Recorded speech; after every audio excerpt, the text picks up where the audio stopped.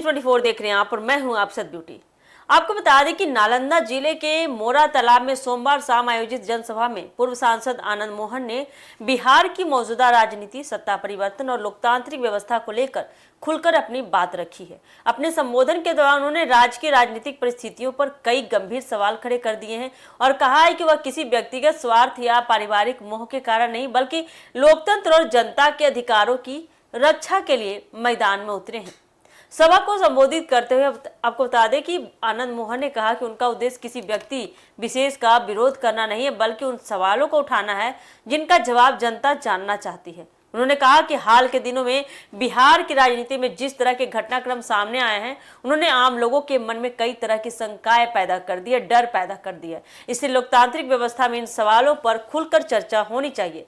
मुख्यमंत्री नीतीश कुमार के साथ अपने संबंधों का जिक्र करते हुए आनंद मोहन ने कहा कि वह उन्हें अपना नेता नहीं बल्कि बड़ा भाई मानते थे।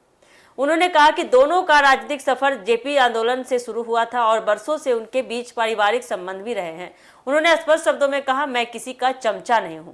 मेरा और नीतीश कुमार का रिश्ता भाईचारे का है और भाई को भाई से अधिक लगाव होता है।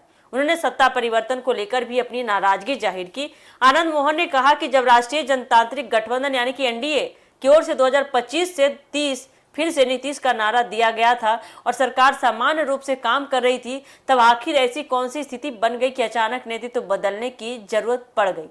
उन्होंने कहा कि जनता ने जिस चेहरे और नेतृत्व पर भरोसा जताकर वोट दिया था, उसके बाद इस तरह का फैसला कई सवाल खड़े करता है आपके सामने।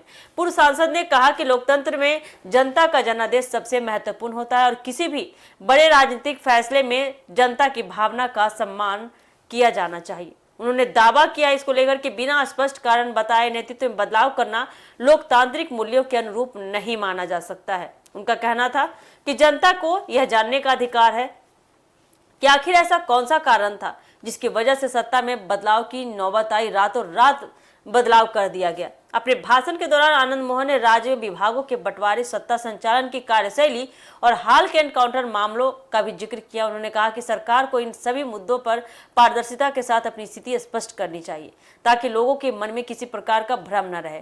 उनका कहना था कि लोकतंत्र में सवाल पूछना विपक्ष या जनता का अधिकार है और सरकार की जिम्मेदारी है कि वह हर सवाल का जवाब दे। जनसभा में मौजूद लोगों से संवाद करते हुए आनंद मोहन ने कहा कि आने वाले समय में भी वह जनता से जुड़े मुद्दों को इसी तरह से उठाते रहेंगे। उन्होंने कहा कि उनकी लड़ाई किसी व्यक्ति के खिलाफ नहीं, बल्कि लोकतांत्रिक व्यवस्था को मजबूत करने और जनता की आवाज को बुलंद करने के लिए है। उन्होंने लोगों से अपील की है कि लोकतंत्र को मजबूत बनाए रखने के लिए जागरूक रहना और हर मुद्दे पर अपनी राय रखना बेहद जरूरी होता है। तो फिलहाल के लिए देखिए, इस खबर में इतना ही है। आगे क्या कुछ होता है हम आपको अपने चैनल के माध्यम से अपडेट देते रहेंगे। बाकी फिलहाल के लिए इतना ही है। ऐसे ही अपडेट के लिए जुड़े रहे हमारे एक न्यूज़ 24 के साथ। धन्यवाद।